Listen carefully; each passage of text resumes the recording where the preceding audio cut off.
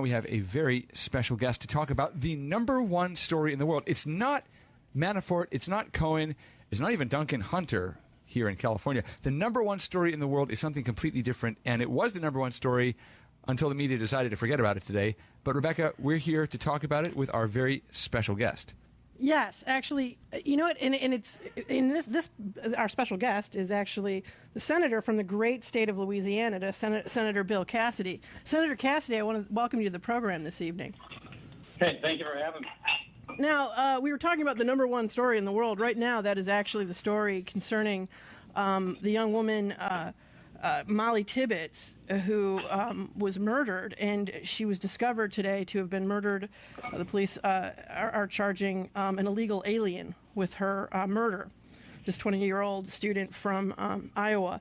Now, in a roundabout way, what we were actually having you come on to this program to discuss was the situation concerning a bit of legislation that you've introduced today, calling on the mayor of Portland, Oregon, to resign over the way that he handled the situation in Portland in June, where basically we had mob rule for 38 days, where an entire mob of people who were, against ICE agents surrounded the local ICE office there in Southwest Portland and just harassed the staff.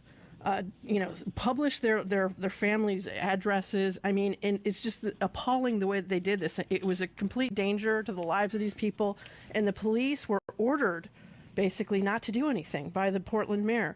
I want to talk with you about that story, about what you're introducing, and then also in a roundabout way about this Tibbets thing. First, tell us about why you have introduced this legislation. So I woke up one day, looked up the Wall Street Journal, and there's a story about American citizens who happen to work for ICE, being surrounded by a mob. When you read some of the articles, like the Wall Street Journal from 8/3, the mob doesn't let them out. It intimidates them. There's a food cart across the way, and when the food cart sells to a federal officer, they start harassing the food cart. There are hitting photographers. It's just a violent mob. And the mayor tells the police to stand down. Now, if you will, this is not even about immigration. It's not about ICE. It is about, does an American citizen have the right of police protection, or are we going to be like Venezuela, that if you're on the wrong side of the local authorities, you get assaulted? Portland, as much respect as I have for the city, I have none for the mayor, because he was willing to sacrifice a basic American value, equal treatment under the law, for a political agenda. He should resign. You know what, I got to say, I completely agree with you, Senator Cassidy. I'm looking at the statements that the Democratic mayor, Ted Wheeler of Portland, said during this time when, as you mentioned, these federal employees were just left defenseless. Their entire building was surrounded by a mob who were basically preventing them from even escaping the building. And the same mob was throwing things like used needles at them. Buckets of human waste were being thrown at them. I mean, it's just horrifying what was happening here. And yet, when they were being called Gestapo, they were being, the mob's chanting at them that they were, accusing them of being Nazis, this, that, and the other thing, because they worked for our Immigrations and Customs Enforcement. And yet, the Democratic mayor, Ted Wheeler, tweeted out saying, and I'm going to quote this tweet, "I do not want the Portland police to be engaged or sucked into a conflict, particularly from a federal agency that I believe is on the wrong track. If ICE is looking for a bailout from this mayor, they are looking in the wrong place." So he just ignored their calls for help. And I mean, literally, folks are saying, I mean, it's just astonishing that he would just allow this to happen for 38 days. I hate bullies, and this is bullying by a crowd with enablement by the fellow who is effectively the head of the police. Now, imagine that if Mr. Wheeler came to Washington, D.C., and he was surrounded by a bunch of thugs who began to push him and spit on him and assault his family. Would he say, what would he think of if the head of the local police said, well, that's a political situation, we're not going to help you out? He would rightfully, fearfully, wonder what had happened to our country. where someone has the sin of being on the wrong side of a political situation, and so therefore thugs can threaten them with HIV-infected needles and with feces and with putting their name online so that people can go to their home and threaten them and their family, of following one of the people when he went to pick up his daughter, obviously with the intimation that they were threatening them both. And the fellow who heads the police doesn't do anything? Oh, my gosh. That's shame, shame, shame for anybody who allows him to stay in office. You're absolutely right. And they were harassing, ordinary citizens, too. An elderly woman, who is a disabled resident, actually, said that the occupiers outside of this building had hit her on her head, disabled her electric wheelchair, lifted her in the air when she complained about the loud drumming that they were doing. A 62-year-old man also who lived across the street said he was threatened. Someone threatened to stab him with a, quote, AIDS-infected needle. It's just, and the police were just AWOL because they were ordered to be. So, yeah, now tell us a little bit, our listeners, about the resolution that you and Senator David Perdue of Georgia introduced today concerning this whole situation. Our resolution kind of reads the facts, and I'm looking forward to see if I can read it to you. But it kind of recounts the facts, and at the end of it, it calls upon the mayor to resign.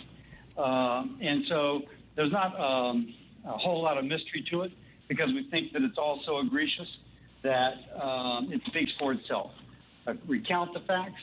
Recount the fact that the fellow, as the head of the police, did not allow his police to go and rescue American citizens being assaulted when he knew they were being assaulted. And then we call upon him to resign. Now, I know that Joel wants to jump in, and we want to connect this or talk about the case today.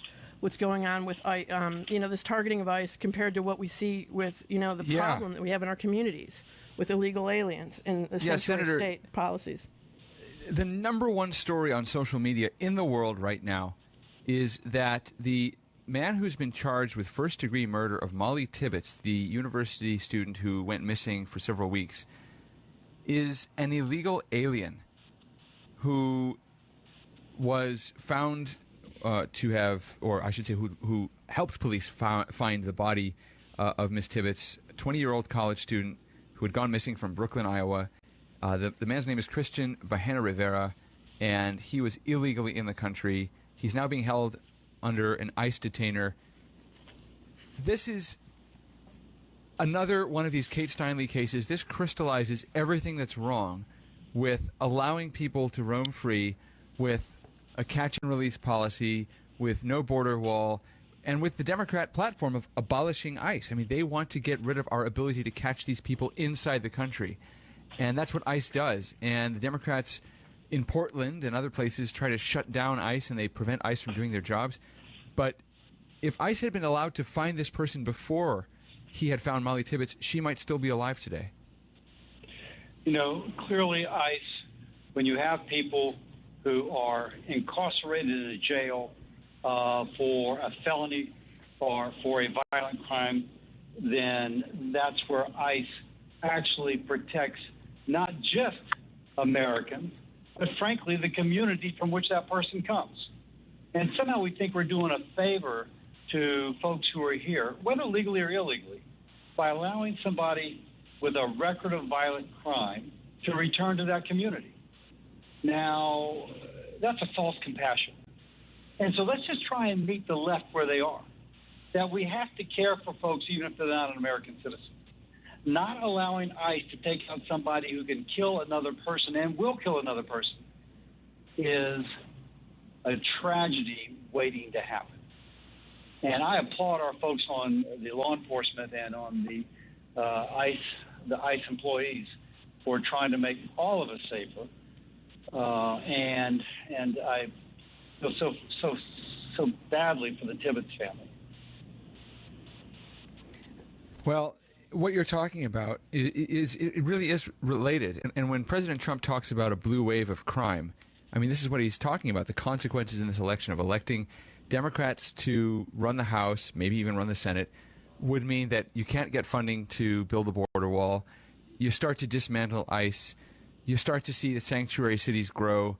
there'll be no consequences whatsoever, and you will see crimes like this increase. I mean, I think that's just logical.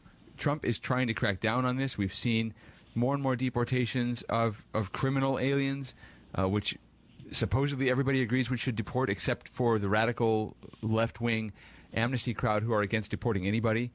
They even protested in favor of the man who killed Kate Steinle when he was acquitted by a San Francisco jury that was never going to convict him. I mean, there's a direct correlation between the kinds of things that are happening, the terrible things that are happening when criminal illegal aliens are allowed to roam free, and when Democrats and their radical base shut down ICE offices in Portland and other places. So that, we're speaking of Ocasio-Cortez, Alexandria Ocasio-Cortez. And she's actually, in one sense, speaking what most Democrats will not say, but some of them quite believe, and calling the organization that endorses her, and she accepts their endorsement, calling ICE the Gestapo. Really? Wait, trying to protect Americans, trying to enforce our laws that are just, laws that frankly benefit everybody who lives here, whether you're legal or not. We're going to call ICE Gestapos? I don't think so. So, Joe, I'm with you on this, man. I, of course, don't want Democrats to take over. I think if they do, we'll begin to approach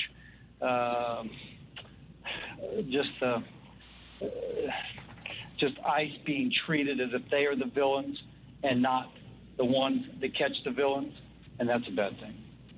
You know what? You mentioned Alexandria Ocasio-Cortez.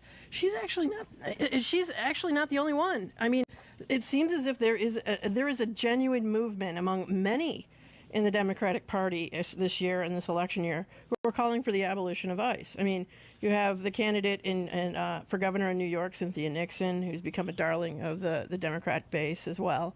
You have even the senator from New York, Kirsten Gillibrand, condemning ICE as well.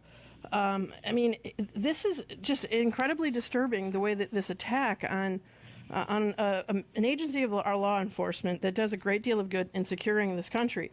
And it seems to me that this is all about like this sort of lack of rule of law. When we see the anarchy in Portland that you were addressing in your resolution, where a mob was just allowed to take control. And also when you see this terrible tragedy with this young woman, Mollie Tibbets, who should not be dead.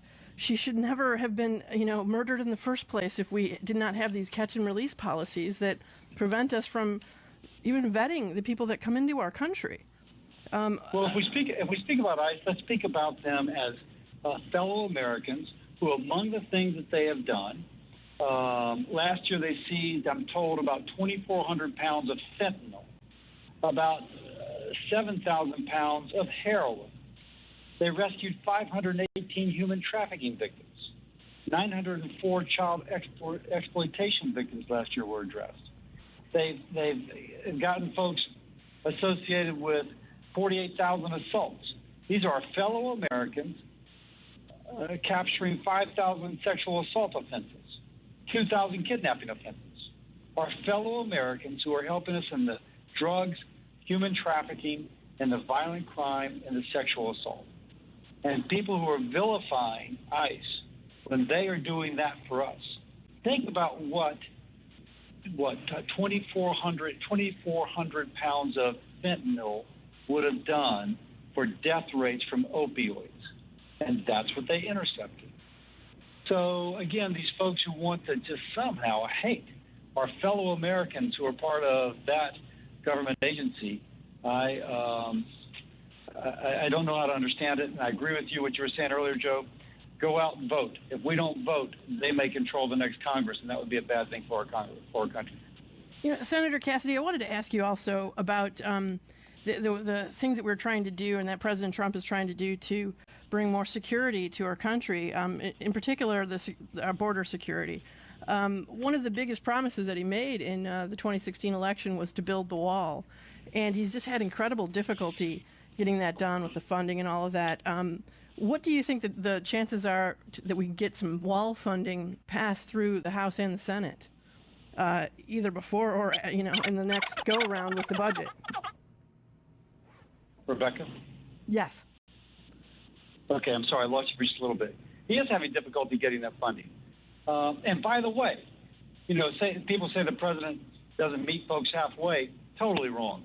If you look at what he offered for the kids here on the DACA kids, those brought here when they were very young by their parents, he actually was going to do a deal that was better for the DACA kids than Obama did. But he said in return, let me secure the southern border. Now, he said, maybe this deal for the DACA kids is not what I would propose, but you don't get all prefer, but you don't get everything you want. But I will give this to you, better than Obama gave you, if you will help us secure the southern border. Now, Democrats hate that. If I was a DACA kid, I'd be very mad at Democrats. But he gave them a great deal. They turned it down. And my own solution, right now the cartels are moving tens of billions of dollars from selling drugs from the United States to Mexico. If we can begin to confiscate a greater portion of that money, we can use drug proceeds to build the wall, to secure the southern border. And at that point, it won't be the Mexican government paying for it. It'll be the Mexican cartels, and I think that's a better way to go. In some sense, that actually is the Mexican government with the cartels there. But, Senator Cassidy, I also want to ask you about another big promise that was made, and something that I know that that voters this year, they always listed as one of the top 3 issues that they're concerned about, and that's health care. And I know as a medical doctor, this is something that you are particularly well informed on and have a lot of opinions on. We never were able to fully repeal Obamacare, so it's still the sort of halfway thing. And the premiums are, they're up, they're down, and all of that in some states. What are our chances of actually getting some real reform or some common sense solutions here to help the American people with health care? Yeah, healthcare costs are climbing. When Obamacare passed, it gave power to everybody but the patient and the taxpayer. And so whereas you've seen record profits for insurance companies, for hospitals, for pharmaceutical companies, you've seen record premium increases for the patient and for the taxpayer, putting out far more money than was originally estimated. We've got to give power to the patient. I think President Trump is trying to do that. And if you look at some of the stuff they are proposing to address the high cost of health care, it's all about power to the patient. I have on my website, cassidy.senate.gov, a white paper, Making Healthcare Affordable Again. Sounds familiar, doesn't it? Yes. But making healthcare affordable again. And one thing the president's done that, frankly, we're trying to do in a different way, gag clauses. A patient goes to the pharmacist, could buy medicine more cheaply if she paid cash, but more cheaply than their insurance deductible or their copay. The pharmacist is not allowed to tell her that she would save money by paying cash instead of her insurance copay, because the middleman, the insurance company that the middleman has put a gag in his mouth, and he loses the contract if he tells her she saves money by paying cash. The president's trying to get rid of that. We're introducing legislation to get rid of it, give power to the patient, not to the insurance company or the drug company. Now, and I also remember that you and Senator Lindsey Graham and Senator Heller had introduced a very interesting bit of legislation that we really liked here at Breitbart, and that was this sort of block grant idea, that you would block grant funding for Obamacare right to the states and basically let the states handle it as best they could. And that, unfortunately, didn't get anywhere. What do you think of the chances of that moving forward, perhaps? I think at some point it has to move forward because Obamacare cannot continue in the state it is. Individuals can't afford the premiums. Taxpayer can't afford the bailouts. Under our system, you actually align incentives so that you don't have the usual suspects taking money from patients by higher premiums or from the taxpayer from increased subsidies, and instead they have to live within their means. When you do that, frankly, they live within their means. Healthcare gets better even, and you save a lot of money. I think it's the way we eventually go. It just may take us a little bit longer to get there. You know what?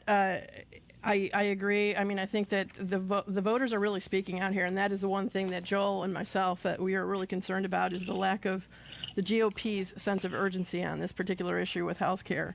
So it is good to hear that there are still folks out there coming up with ideas. Is there any last thoughts that you want to leave to our listeners tonight, as we're just a couple of months away from this historic election, midterm election? Joel, I so agree with him. We have got to get out and vote. And if you see some places where we had energy when President Trump was running, we need that energy again.